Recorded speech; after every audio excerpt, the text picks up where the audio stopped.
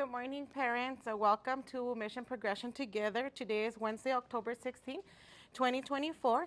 And as you all are aware, the purpose of this meeting is to update our parents. I am happy to see you all here. We appreciate Dr. Mesa Chavez to taking time out of her hectic schedule. She'll be giving us any news and updates to all of our parents. And once we are finished and once she is done at the end, we'll go ahead and answer any questions that parents do have. So now let's go ahead and turn the mic to Miss Dr. Mesa Chavez. Thank you. Good morning, everyone. No se oye. Almost. I'll check it in a little bit. So thank you all for being here. This is Mission Progressing Together. We are thankful you are here because we know you could be anywhere, yet you've chosen to be here. A reminder, the meeting is being recorded so that when we have parents who are not able to be here, we still shoot it out in an electronic newsletter, and any attachments or paperwork that is given to you is attached onto that electronic newsletter. With that being said, we do have early release on October 31st. I think that helps keep the balance for us, right? You know, they're going to be full of candy. They're going home to you. But our teachers will have the staff development part on that day, which means we do have that smart snack exemption, which is actually also the 31st. Daylight savings time is November 3rd. So I think the saying goes, you fall back an hour, right? And in the spring, you spring forward. So make sure to turn your clocks back an hour.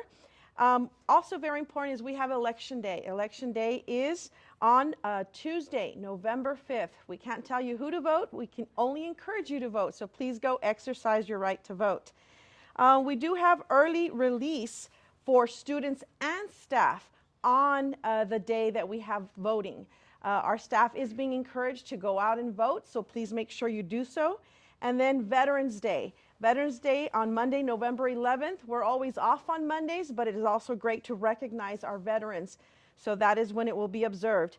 Very important, we have parent-teacher conferences. Alarcón and Borrego will be having their parent-teacher conferences on October 22nd. And then Loya Primary and Zambrano will have those on October 24th. So it's really important that our parents come out to our parent-teacher conferences. And I know that our child nutrition department always has some kind of tasting, the food that is given to some of our students, sometimes on snacks or fruits. So that's always a good thing to have. We're going to be getting to the attendance. Do we have that already, Horacio? Not yet. Okay. So with that being said, we'll have that right after this presentation, but we're going to bring up Ms. Sandra Sanchez. She's going to have career and technology education information. So welcome, Ms. Sanchez. Hi, good morning. Good morning, everyone. And my name again is Sandra Sanchez. I'm the CTE administrator for San Elizario I.S.D. And I'm going to give you a brief walkthrough of what our programs we have at the high school. Okay, well, first of all, we have 11 programs of study, and there is 5 endorsements that we cover, which is business and industry, public services, STEM, arts and humanities, and multidisciplinary. We did apply for a regional program of study, which is cosmetology. Our state requires us at our size in enrollment to only have 2 programs of study, but here at San Eli, we want to give the students all the opportunity we can, so we offer them 11 programs of study. I want to start off first with Business and Industry Academy. We have in this area, we have automotive, where the students will learn to do ASC brakes and small engine repair. They do get certified in this area, and all the certifications I'm going to be speaking to you about are industry-based. These are not provided by San Elizario. The students go out and they do test in industry for these certifications. So we have business management, which gives you Microsoft Office specialist certifications, and we're now offering administrative assistant under NOCTI. We also have construction, NCCER, and we cover a little bit of plumbing, electrical, and welding. In construction, it is an overall, but we do go through the NCCER certifications. Culinary arts. It's a wonderful program. We offer the Serve Save Manager, and the students, all these programs are going to be 4 years. So they do have to reach their level, their final level, and their capstone at the end. Graphic design is another program we offer, and we offer Adobe Illustrator. We're slowly going to be moving into offering also Photoshop. Audio video production, we have Adobe Premiere Pro. That is a new certification we're offering. We're finally in the third stage of this program, so we will be able to offer that certification this year.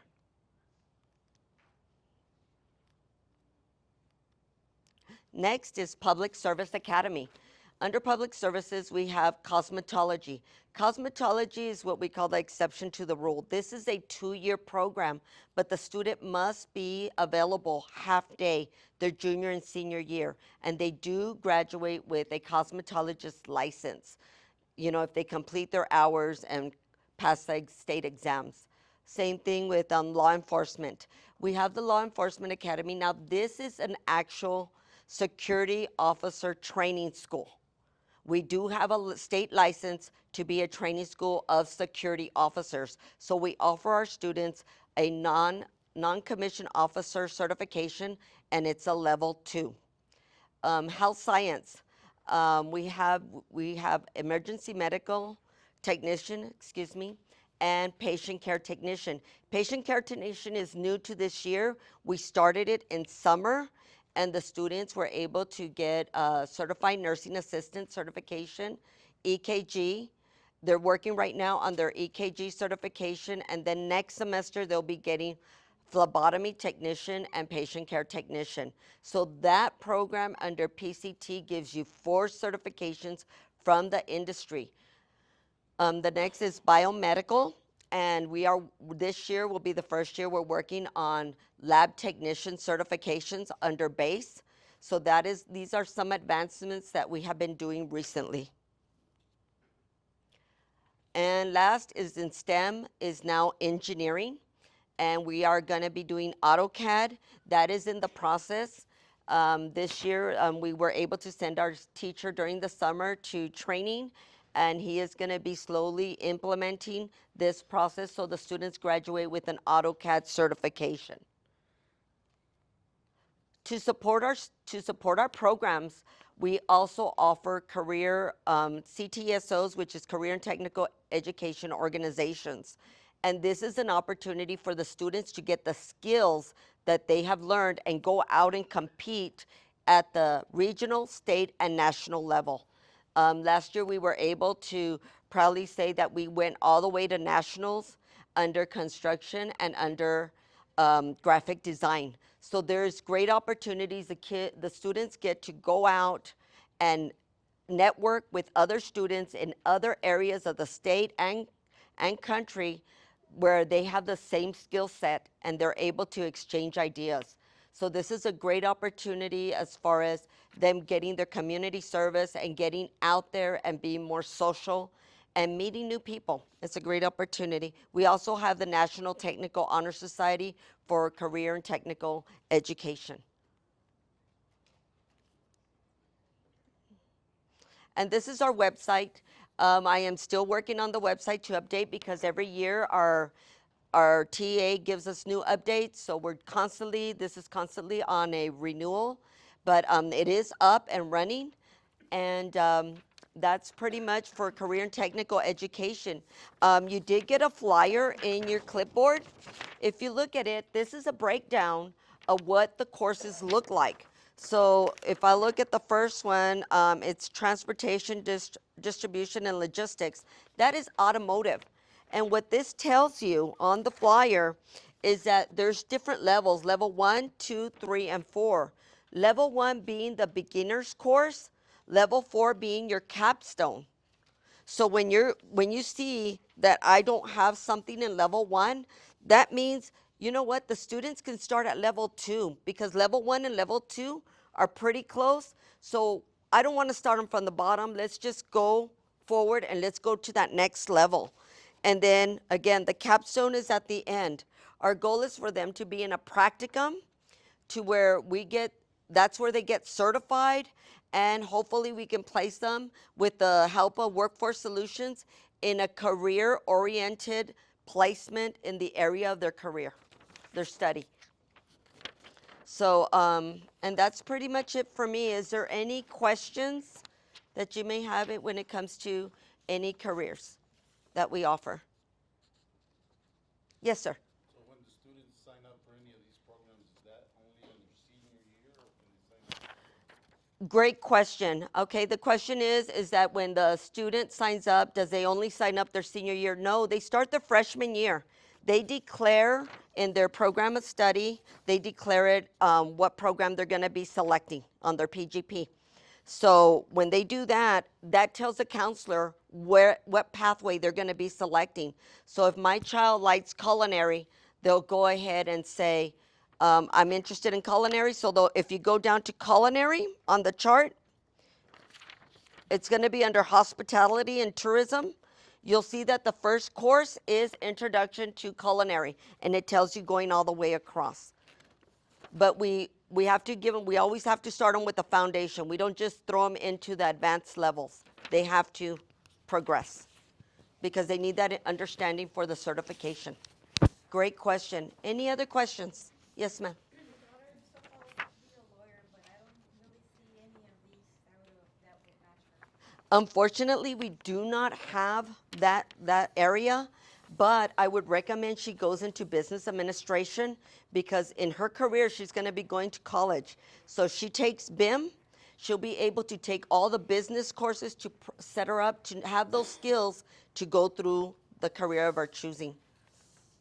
So it would be business administration. Like in other districts? Excuse me? They have it in other districts? I would think so. I mean, you would need to look into that. Okay. Yes. Great question. Thank you. Anybody else? Yes, ma'am. If my student changes her opinion and she doesn't like, for example, if it's culinary art and then she wants to change to cosmetology, can she or no? That's a great question. Can they change during the course of their program of study while they're following their pathway? Yes, they can, but we want them to do it before their 10th year, before they're, by 10th grade, because we want to make sure they get the proper foundation. And it takes a minimum of 2 to 3 years to get that foundation, to get the industry-based certification, because you need to develop that knowledge. So we try to hopefully get the students to make a good decision their freshman year. But if they explored and it doesn't work, we can change it their sophomore year. And usually then we leave it still because, again, we want to develop them to be successful when they earn these certifications. Anybody else? Okay, well, thank you very much, and thank you for those questions. Have a good day.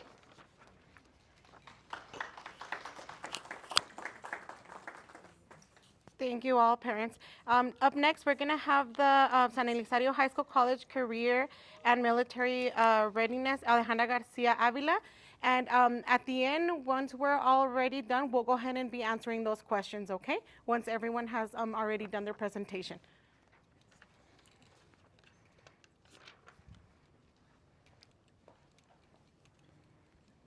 Thank you, everyone, and good morning. As she said, I am Alejandra Avila. I am the CCR specialist on campus.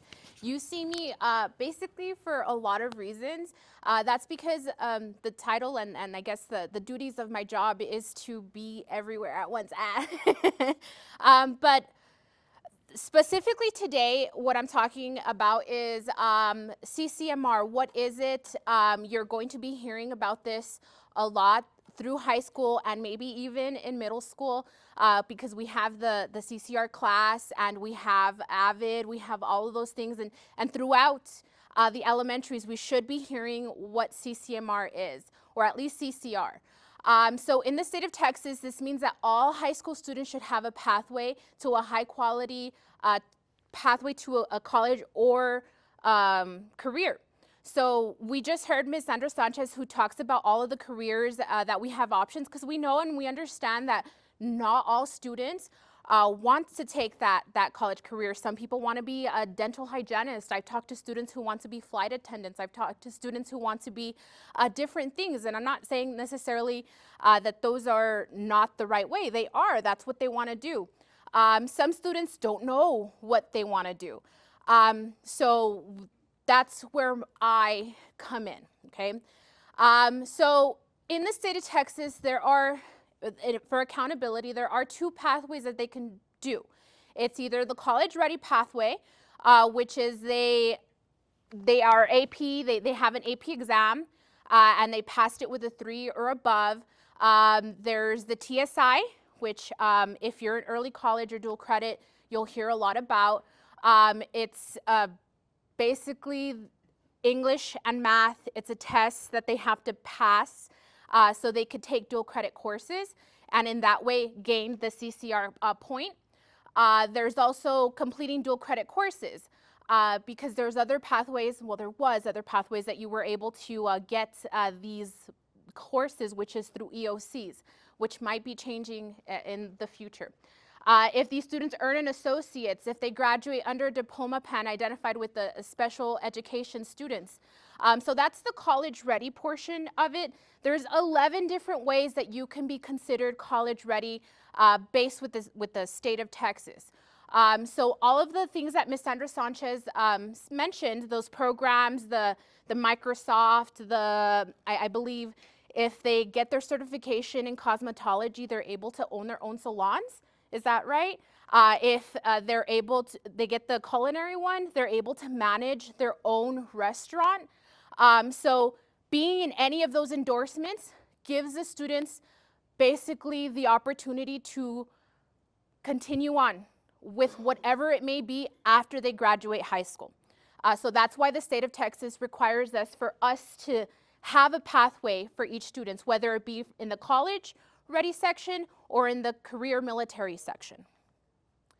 How can you ensure that your student obtains or your child obtains the CCMR point?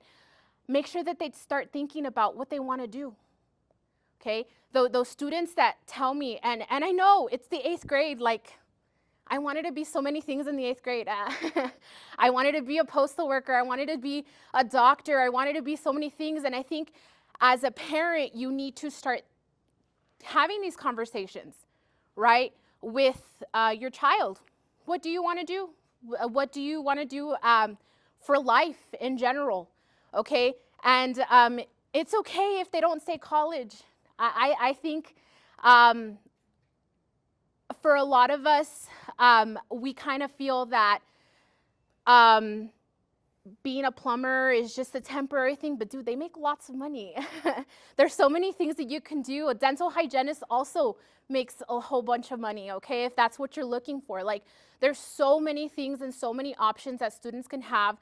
Just having a conversation, just starting that conversation with your child. What do you want to be? That way, when they come into high school and they start talking to their counselors, they have a general idea as to where they want to go. Do they want to apply for the early college high school? Do they want to apply for the PCT, EMT? Do they want to be in culinary? Do they want to take law enforcement? What do they want to do? It makes it easier for them. So when they're hit with these like questions, they're not freaking out and like, I don't know, because there are students who do say, I don't know. I don't know. And they start freaking out and like, it's probably something that they've never or no one's ever asked them. So starting those conversations. So for us, our next opportunity for CCMR is the TSIA 2. Every month until the month of April, we will be having 2 sessions of TSIA tests. Our October one is coming up soon next week. So that's the test that I kept telling you how if they wanted to take dual credit courses, this is the test that they need to take. There's a math portion and there's an English portion. For the math, it's basically like algebra 2 stuff. There is stuff from algebra, even some regular like what is mean, what is range, things that they learn in the middle school. So math is a big portion of math in their life. So they need a 950 or a diagnostic score of 6. For the TSI ELAR, they need a 945 and 5 in writing. Usually they do tell us that, because I've never taken the test because they don't let us, they tell us that if they're studying for the EOC, they should pass the ELAR part of it. Because most of the topics, most of the things that they get in the TSIA ELAR, they're very similar. So those tests are important. The subjects that the teachers are teaching are very important. At home, you know, making sure that they do their homework, making sure that they understand the topics. That's a few ways that you can take, you know, I guess in charge of if TSIA, if dual credit, if early college is something that they're looking for, that's what you need to be working with your child. We also have, because we want to make sure that all students have the opportunity to succeed after and gain this CCR point, is we have the Texas College Bridge program that's offered in their pre-cal and English 4 classes. This is being done currently in this first semester of school. Students have to reach program stages 1 and 2, and they have to have a 90 on those stages to be able to gain a point in English and in math. For English, there is an essay portion that the teacher grades. And so what this means that if they've taken the Texas College Bridge in English and Texas College Bridge in pre-cal or a college prep course, they gain that CCR point, meaning that when they go into UTEP, because UTEP does accept this as a college readiness standard, they're able to start college classes right away. Okay, so we want to give those students the opportunity to be able to not waste money and be able to start where they're supposed to be at, and you know, in the courses that they need for their degree plan. So that is what we're doing for all seniors in the Texas College Bridge classes and their pre-cal and English 4 classes. We also have AP exams in May. So for AP exams, you do have to be in an AP exam course, of course. There's many subjects that you can take. There's biology, Spanish, and if you get a 3 or higher, then you are able to get this CCR point. Okay, so our main goal is basically to ensure that all students have this CCR point, because that means to the state of Texas that all students have already thought of, are ready for what's coming after high school. So why should parents care if they have their CCMR point or not? Okay, like I said, don't you want to know like that your kid has a plan after high school, that they don't just plan on staying? Because I talk to my niece all the time. And I tell her, what are you going to do? I don't know. And I'm like, can I just stay home? I was like, no, you can't stay home. Money runs out for me, you know, like I work to buy myself treats. I work to buy you treats, but it doesn't work that way. I won't be here always. So they need to have some sort of plan. So for you, knowing that they have this point means they have a direction that you can lead them off. Okay, Mija, you did really good in your TSI test, meaning that you can go to college and get a 4-year degree. You did really well on the Texas College Bridge. You got your points. Okay, you can go to EPCC and you can start that program that you wanted to start as a EMT, PCT, dental hygienist, whatever you want to be. Okay, so it's very important for you guys to make sure that they have this point. Okay, or if they even start thinking about this. Why should students care? Because they know what happens after high school. Okay, they know what their plan is. They can start thinking about it. They can start dreaming, essentially. Okay, what is out there for me? What's next? Okay, so let's work out together. The first thing that you need to do is make sure that your student, your child, knows what is up next. Okay, that is it for me. My contact information is up there, so if your child needs like a little lesson as to what I want to do, they can always contact me. If they want to know if they are CCR ready, you can always let me know, call me, email me, whatever it may be. Okay? Thank you guys. All right, that's a lot of information for for high school, right? And we start planning now. We don't wait until things are due. It is October, the middle of October, and we're getting that information out to you. So remember to please begin filling out your surveys, your information, the paperwork that you've gotten, because we will need that to see what else we can do to improve. So please, a reminder not to forget to do that. And as promised, we are always going to be covering how we're doing in attendance. And so I always try to ask for some background history of how we're doing. And so I know that we have some of our administrators here, so they'll be happy to hear some of this information.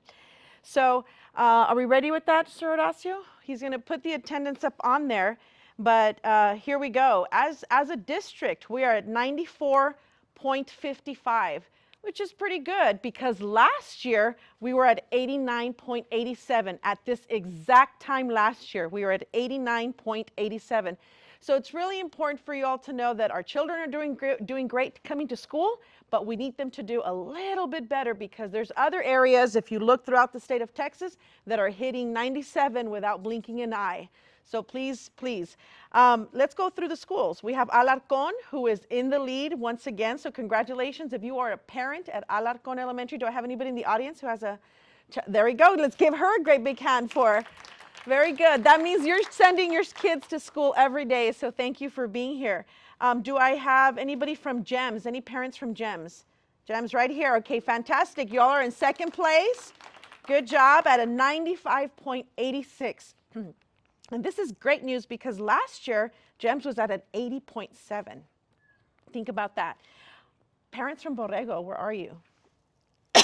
Right there, great big hand. You're at 95.65. Last year at this time, you were at 89.8. So this is really, really good. How about Zambrano? Do we have Zambrano parents? Very good. Give them a big hand. Because Zambrano is at a 94.51. Last year, they were at 89. Think about that. So how about Loya? Any of our Loya parents? No Loya? Well, we're still going to give them a big hand because they're at a 93.08. And last year, they were at 86.8.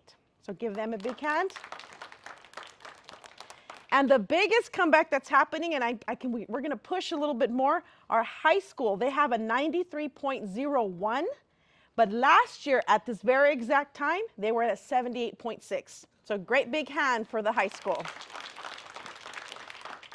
And I can tell you that if we can get, I asked right now just individually, if we could have by grade level at the high school, our 10th graders are at a 92.17.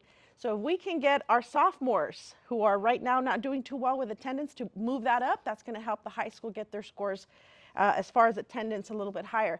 We know that when kids are in school every single day, every day, they're going to do well. So with that being said, just let's keep our kids coming to school. Any other reminders that we want to give? Anything that we have? We just want to go ahead and thank the parents for coming in today. Just a reminder that we do have all of our mission progression once a month. So you are more than welcome to come. Every time it's a different topic, but they're really interested. And most importantly, we do have our superintendent here present. So you're more than welcome to ask her any questions. So with that being said, we are done for today. Thank you. We appreciate everybody who did come. And so we know that you could be anywhere, everywhere today. But we're thankful that you're here with Mission Progressing Together. So thank you.